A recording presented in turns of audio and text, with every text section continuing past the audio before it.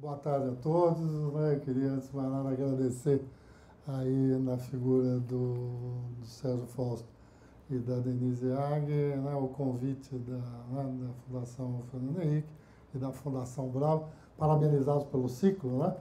Que, né, ainda vai longe.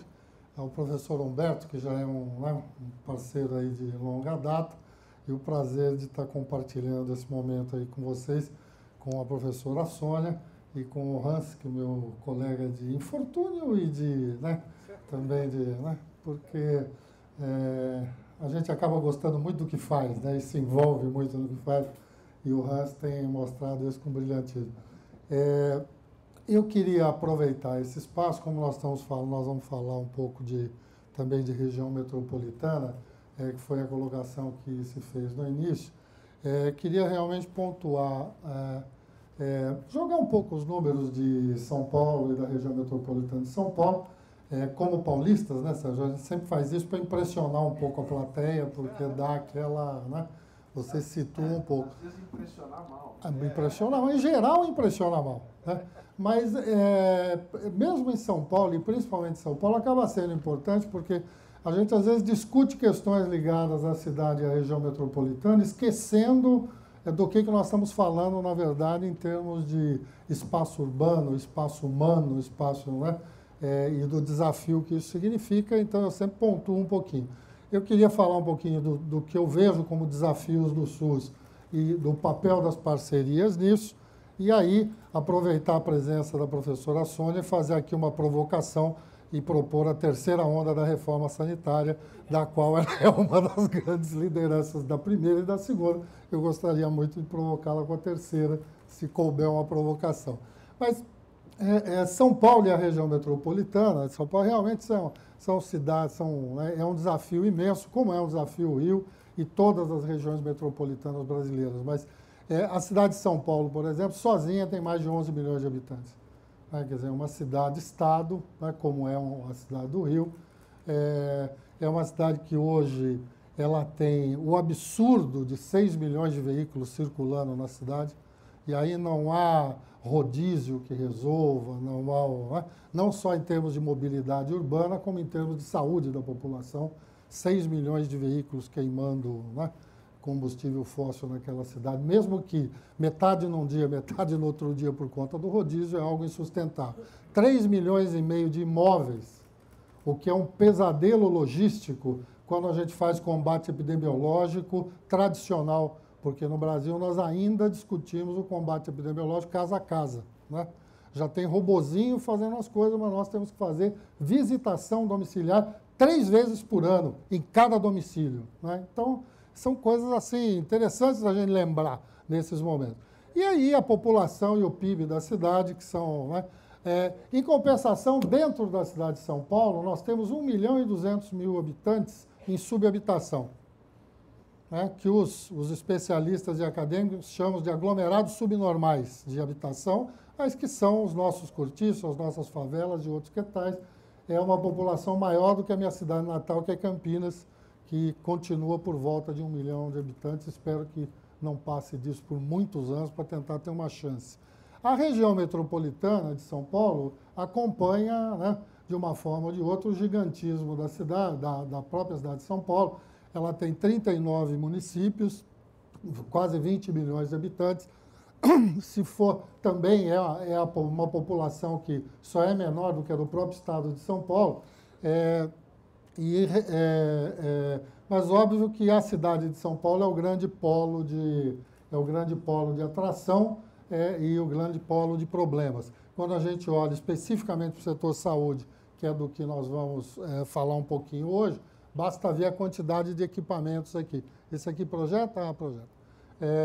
Nós temos na região metropolitana alguma coisa em torno, quase 20 mil equipamentos de saúde. E aqui eu estou falando de equipamentos em geral, né? Todos eles.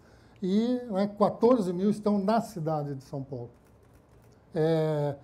Quando a gente olha só os hospitais, e aqui eu também falo do total de hospitais, né? Especializados, gerais, etc., nós temos mais de 300 hospitais na região metropolitana de São Paulo, sendo 200 na cidade de São Paulo. Então, é inevitável que quando você fala na construção do sistema, o gigantismo da região metropolitana está colocado e o poder de atração da cidade de São Paulo também é evidente. Feita esta colocação muito, né, assim, pontual do que é a área da qual nós estamos tratando, eu queria pontuar um pouco esses desafios do SUS, sempre, né, desafios da maneira que eu os vejo, né, e ligando um pouquinho com as nossas questões. Não tem como não falar do financiamento, desculpem, né, é uma ação que vai, mas não há como não falar de financiamento, e eu queria também, muito rapidamente, falar de acesso, modelo de regulação, modelo de gestão e governança do SUS em relação com o setor privado. A questão do financiamento, o Hans fez uma menção ao PIB, que é a menção que a gente faz geralmente, e houve um crescimento no PIB da saúde no Brasil, mas eminentemente na parte pública dele, pelo crescimento dos investimentos de estados e municípios. Eu vou mostrar isso num gráfico a seguir aqui. Mas eu gosto muito mais, para provocar deste quadro aqui, que é o relatório da OMS de 2011, com dados de 2008, mas que não me parece que tenham mudado muito do ponto de vista do mundo. Aqui é uma relação, Sérgio, dos gastos públicos em saúde como razão dos gastos públicos totais desses países. Então, não é do PIB, não é do... Né? É o que gasta em saúde em relação a tudo que os governos gastam. Nós estamos aqui numa desonrosa penúltima colocação nesse grupo que eu coloquei. Veja que eu coloquei os BRICS aqui no final, né? Nós temos China, Rússia, Brasil e Índia, né, como últimos colocados aqui. A média dos países, principalmente daqueles que a gente diz que o nosso sistema de saúde copia, né, como o inglês, etc., etc., estão aqui nos 15%. Né? 15%, 16%, 17%, olha, Canadá acima dos 15%, França, Chile, Portugal, mesmo os Estados Unidos com aquele sistema privatista e, né, curativista que eles têm, chegam aqui perto dos 20%. E nós, em gastos públicos em saúde, e nós estamos aqui com 6%, num crescimento muito grande. O problema do financiamento do sistema, ele se expressa aqui. Esta barra azul expressa a participação federal no financiamento do SUS desde o ano 2000, na implantação da Emenda 29. Naquele momento, o orçamento do Ministério da Saúde, esse número aqui, para quem gosta ele é real de 2010, deflacionado pelo IGPDI. Isso daqui é um trabalho que o Ministério da Saúde acabou de lançar, coordenado pela Fiocruz, Brasil Saúde em 2030. Essa tabela fantástica está ali num dos artigos, acabou de sair esse material, é recentíssimo, está super atualizado, inclusive.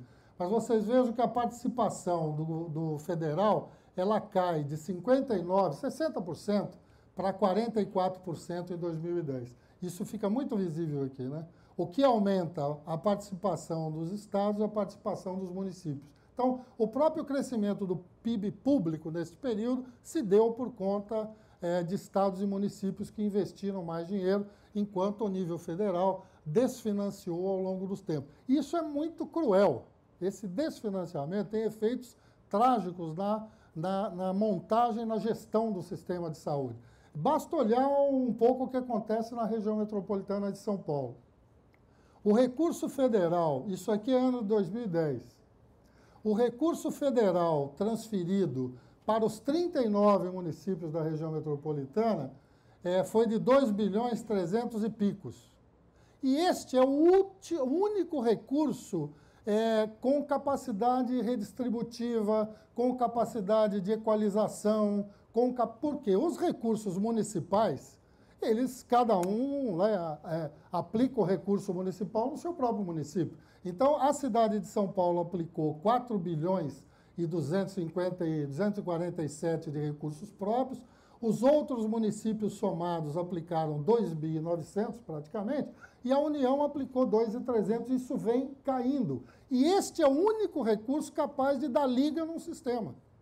Então, hoje o Ministério da Saúde tem regulado muito, mas ele tem financiado pouco. E no Brasil, do jeito que nós construímos o sistema, regular sem financiar não tem funcionado. há anos que não funciona e continua não funcionando. Aqui, óbvio, né, alguém já deve ter notado aqui que falta o Estado, né, o nível estadual. Porque o nível estadual desapareceu na construção do SUS ao longo do tempo organicamente.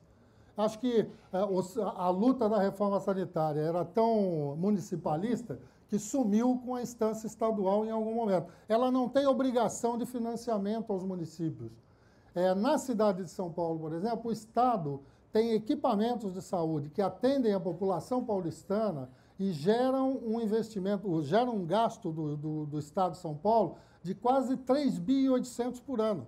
Mas não é um gasto completamente integrado com o gasto do município e com o gasto federal. Então, você é um sistema absolutamente desagregador. E o único fator agregador seria o financiamento federal que vem minguando, né? E não se pode exigir dos gestores estaduais, dos gestores municipais, que eles, além de discutir o assunto, coloquem recursos diretamente para atender outras regiões, os seus vizinhos mais diretamente. Um outro problema que nós temos e que afeta a gestão na região metropolitana e nas capitais, né, é a fragmentação das linhas de cuidado sem um sistema de regulação unificado.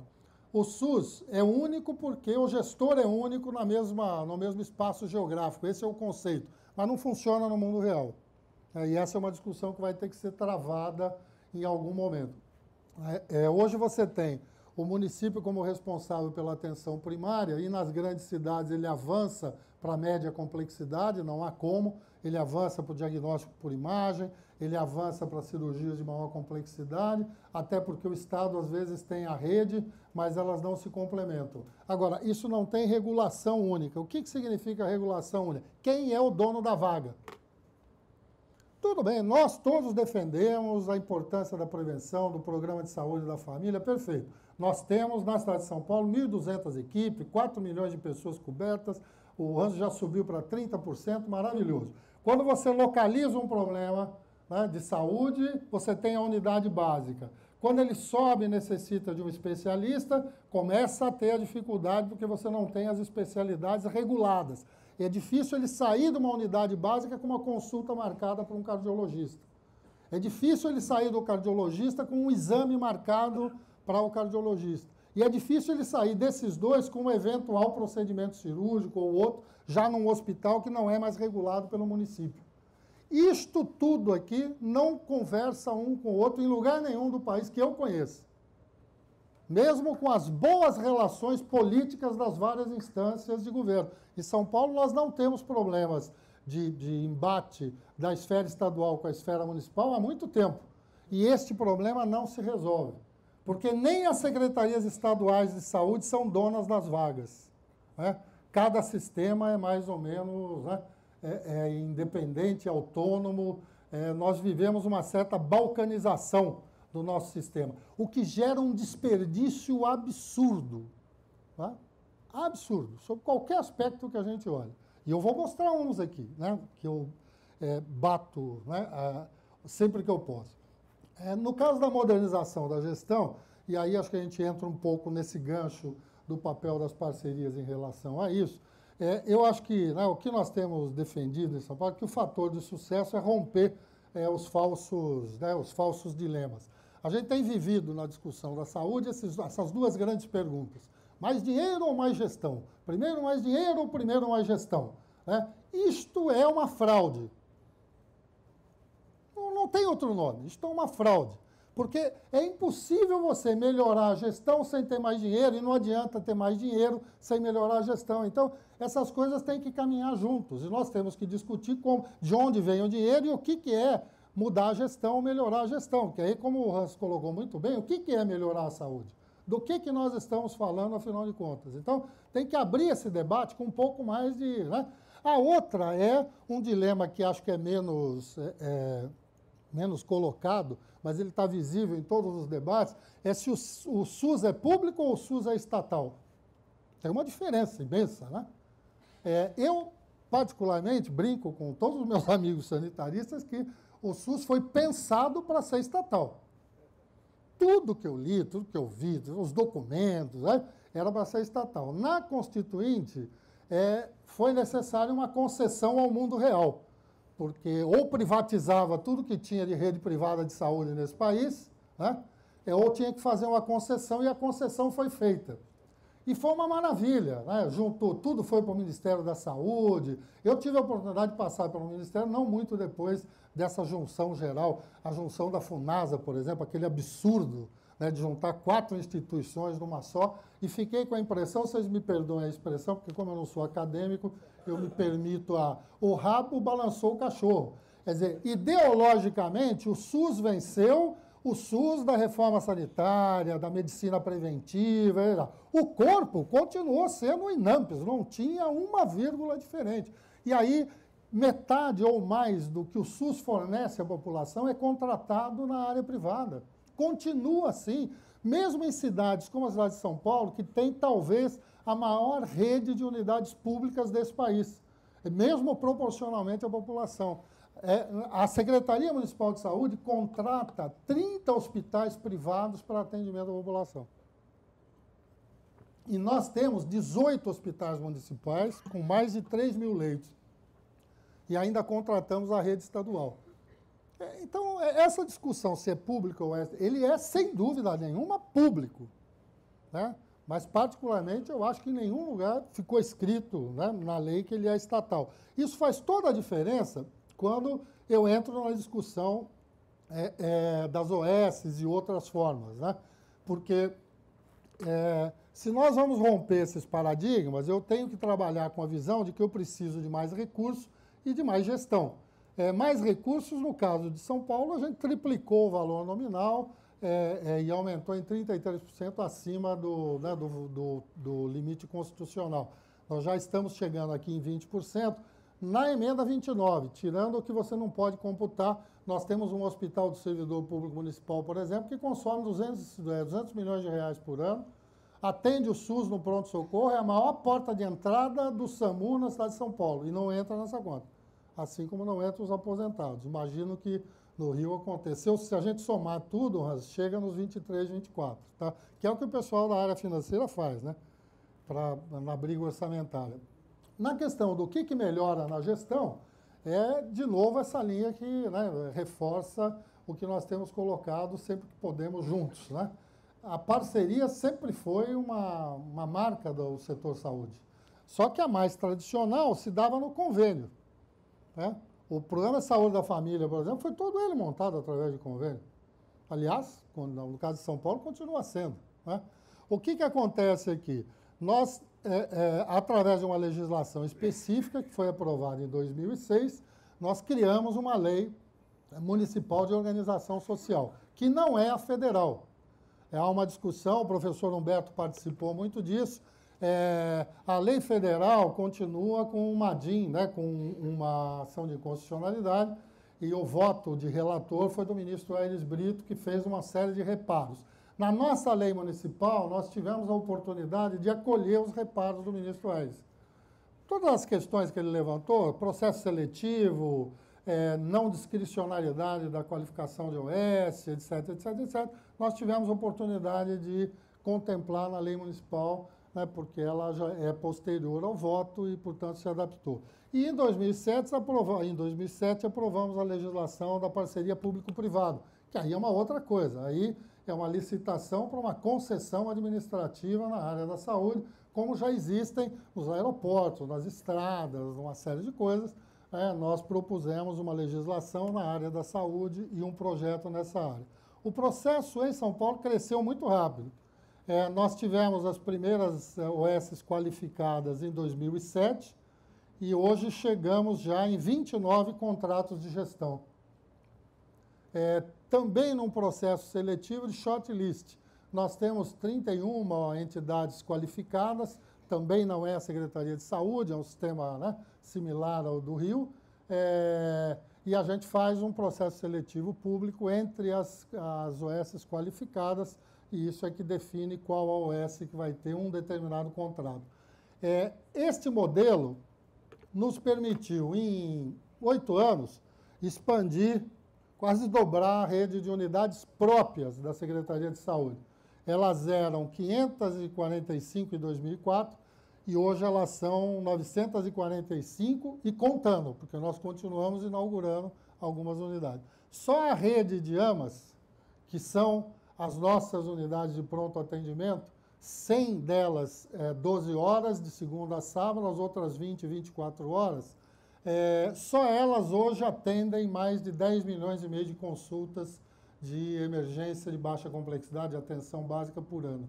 Só essa rede. Então, nós demos um salto, né, imenso nas unidades. Toda a expansão foi feita com parceiros. Toda ela. Inclusive a força de trabalho correspondente. Então, o processo em São Paulo, ele chega num nível onde todas essas áreas demarcadas aí no mapa, elas são objeto de contrato de gestão, onde progressivamente todas as unidades de saúde próprias, né, vão passando para o gerenciamento dessa unidade parceira.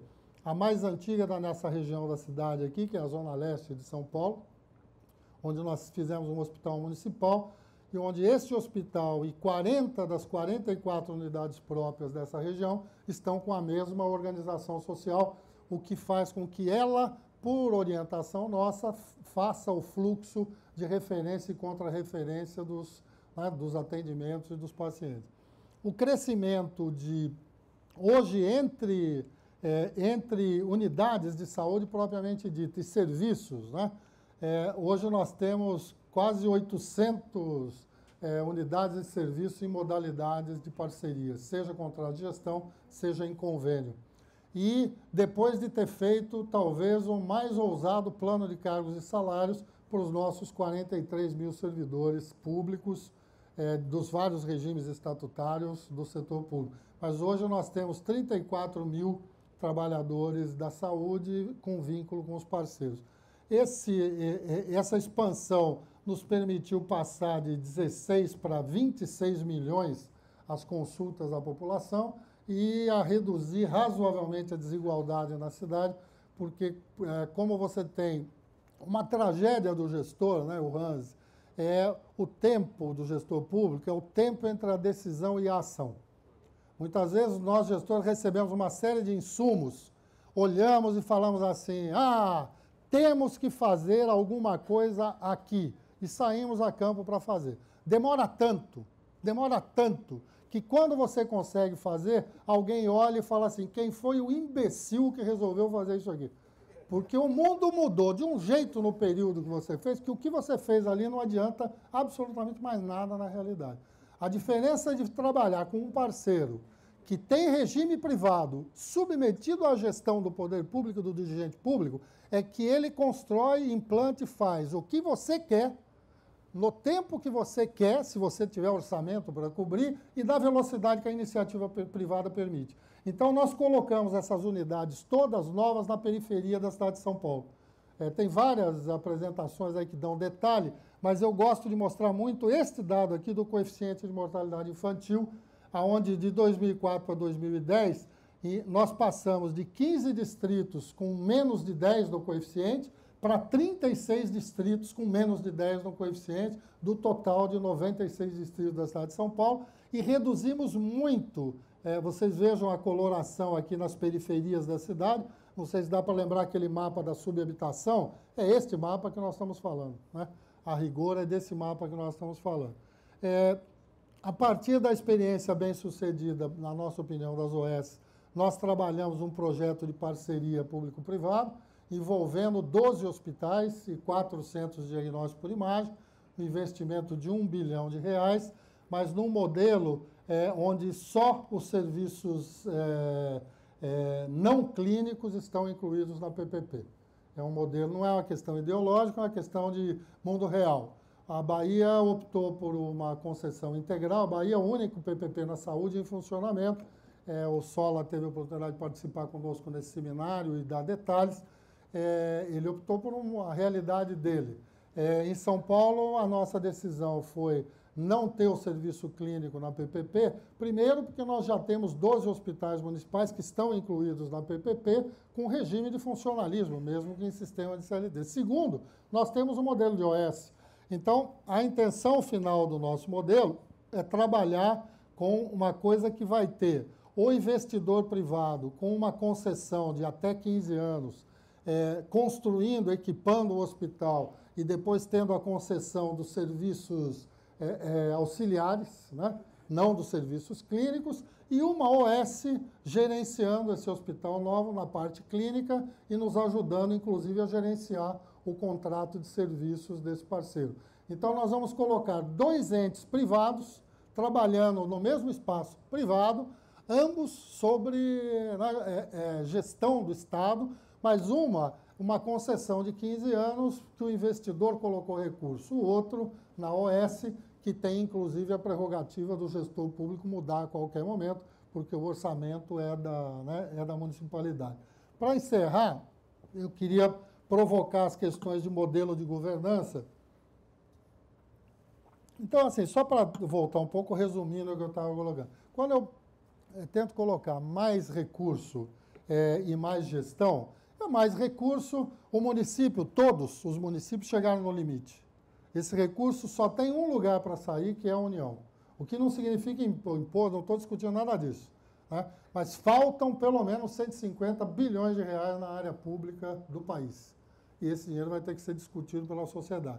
A discussão é, tendo esse dinheiro, o que fazemos, como usamos esse dinheiro para que cada real, como disse o Hans, gostei muito cada real produza o melhor resultado o mais rápido possível. Eu não tenho dúvida, sem desvalorizar o funcionalismo, sem desvalorizar a administração direta, tem que, mas a maneira de fazer isso mais rápido e com um custo racionalizado é através de parcerias, isso eu não tenho dúvida. Quanto ao modelo de governança, nós vamos chegar na terceira onda, professor, porque nós criamos um modelo onde todos os atores são independentes. O município é independente, o Estado é independente, a União manda pelo dinheiro. Mas tudo tem que ser decidido pelo consenso. Consenso que envolve dinheiro, aí as reuniões do SUS são intermináveis. E elas chegam a bom termo quando nós falamos de regulamentação. Regulamentar isso. Quando fala, por exemplo, em aumento do teto, primeiro que só aumenta se o Ministério da Saúde puser dinheiro. Aí ele diz, vou aumentar 1 milhão o teto. Vocês decidam aonde vocês vão colocar esse 1 bilhão. E isso é um modelo de governança. Um modelo de governança de um sistema que tem que ter prontidão. De um sistema onde, quando vem uma pandemia, você tem que responder à pandemia. Você não tem como ficar discutindo. Então, esse modelo nosso de governança, ele é igual. O papel do gestor, principalmente das grandes cidades, ele continua indefinido. A Secretaria Municipal de Saúde, afinal de contas, é o quê? Prestadora de serviço ou gerenciadora do sistema? Isso tem consequências práticas. Quando o hospital municipal presta serviço para o SUS, o Ministério da Saúde continua dizendo que o valor pago é repasse federal, e não é. É prestação de serviço do município e o município devia poder usar como quer. Por que eu cito isso? Nós, para manter a governança na cidade de São Paulo, aquele, vamos dizer, o excedente da emenda 29, que hoje significa mais ou menos 1.600 bi, nós apostamos no modelo de organização social. Não tem um centavo federal no nosso modelo de parceria. Exatamente porque não tem governabilidade, porque não tem governança. Então, para você poder montar e fechar o sistema, nós temos que discutir o papel de cada um e quem é provedor de cada um. Na questão do setor privado, primeiro, nós temos um setor privado cujo prestador expande sem dar satisfações ao SUS. Na cidade de São Paulo, o SUS perdeu 1.117 leitos em 10 anos, por motivos diversos. E o setor privado ganhou 2.800 leitos em 10 anos, também por motivos diversos. Então, é uma realidade que está colocada. A saúde suplementar compra serviço com mais vantagem em relação ao SUS. Um hospital, se tiver que decidir entre vender para o SUS, atender o SUS ou atender o setor privado, se ele puder, ele atende o setor privado e o SUS fica sem esse atendimento, que é o que acaba acontecendo. O modelo de medicina do setor privado é porta aberta e curativista. Em cidades como o Rio e São Paulo, que mais da metade da população tem plano, quem não tem plano quer que o SUS seja a porta aberta também.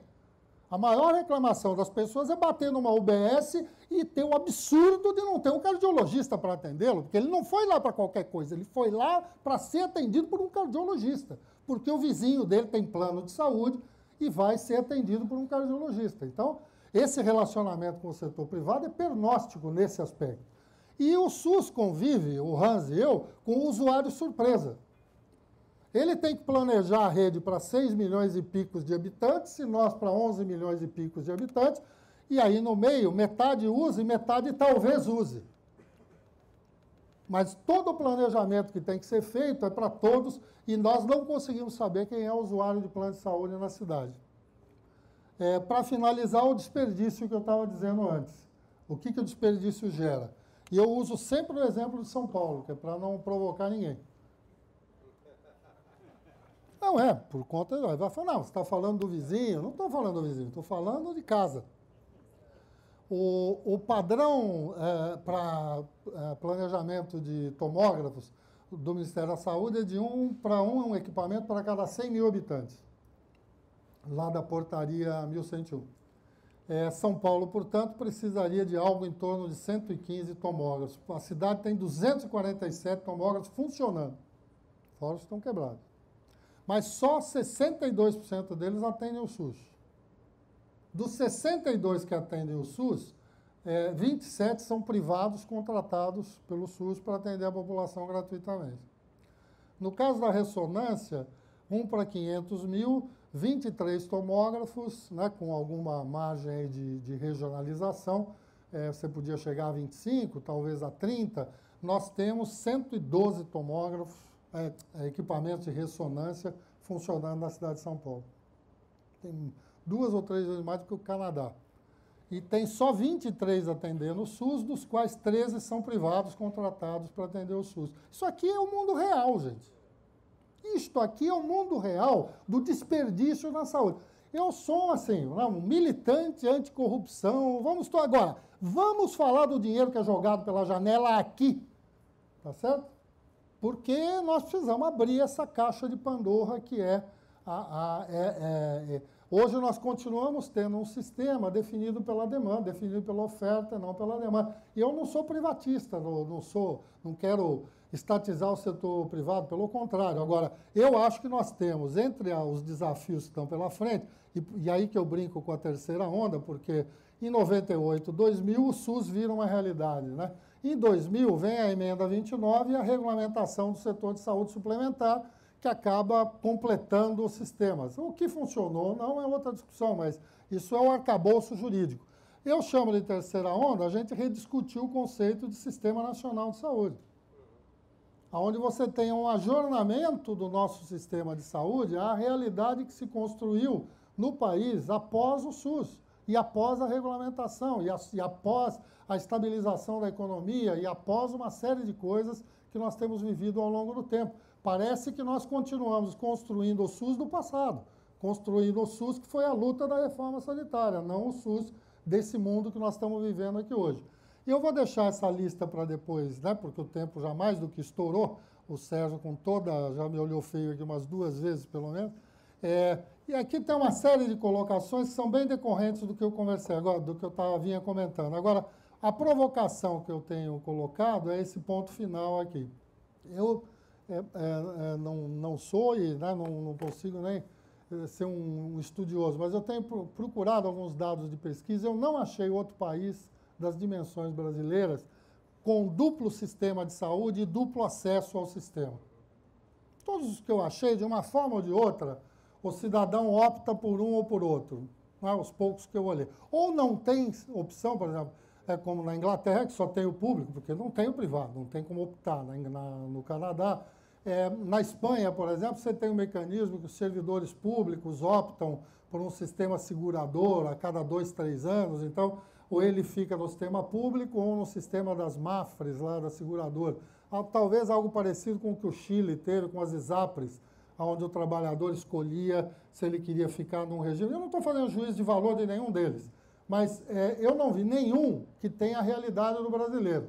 todos têm cobertura do SUS, e quem tem plano de saúde tem a segunda cobertura, que é a cobertura do plano de saúde. Apesar de da renúncia fiscal em relação a planos de saúde e outras questões, está batendo em 15 bilhões de reais por ano, segundo os estudos mais recentes do IPEA, e apesar de 84% dos planos de saúde serem coletivos, empresariais, e, portanto, estarem embutidos no preço de cada, sei lá, qualquer coisa que a gente consuma nesse país tem lá um fator pagamento de plano de saúde embutido ali. E nós temos um sistema onde nós obrigamos o setor privado a dar atendimento integral. A nossa lei de 98, ela hoje, se ela funciona ou não é enforcement, mas o que está lá na lei é que não há exclusão de nada, não, a única diferença entre um plano e outro hoje, as únicas diferenças por lei são hotelaria e tamanho da rede. Se é municipal, se é estadual, se é nacional, se a hotelaria é só por lei, não há nenhuma outra. Qualquer outra que haja é contratual, até porta de entrada, clínica, etc. Então, nós obrigamos o setor privado a dar cobertura integral, eles lutam contra isso até hoje, eles não desistiram até hoje. Você vai olhar tudo que está para votar no Congresso, tem uns 20 projetos lá acabando com isso, e, no entanto, nós não rediscutimos o que se faz com o cidadão que tem o plano de saúde e tem a rede básica. E tem o SUS, nem para efeito de planejamento. Eu cheguei a desenvolver uma discussão onde defendi que quem tem o plano de saúde, enquanto tem, e naquilo que o plano cobre por lei, ele não tem a cobertura do SUS, ele tem a cobertura do plano. Com o mesmo número de cartão de saúde, intercambiável a qualquer momento.